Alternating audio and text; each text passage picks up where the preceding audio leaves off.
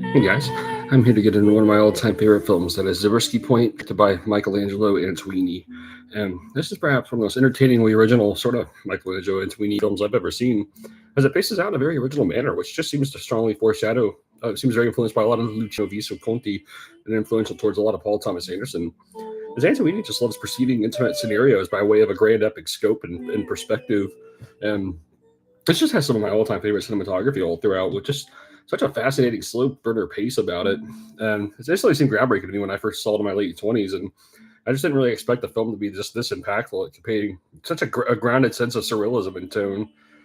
Just has a lot of my all-time favorite scenes and all kinds of just great shots, and just establishes a strong sense of desert world building.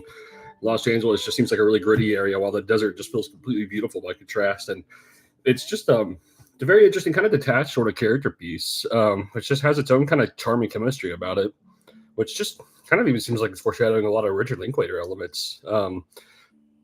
Really unpredictable sort of soundtrack, especially memorable for its use of Pink Floyd. And all this is really groundbreaking and kind of depicting an end of the 60s culture at the beginning of the 70s. It feels like this film is kind of at this some of a certain bridge, kind of like how, and it just seems influential towards a lot of so many filmmakers to emerge, such as like Robert Altman, Hal Ashby, and David Lynch.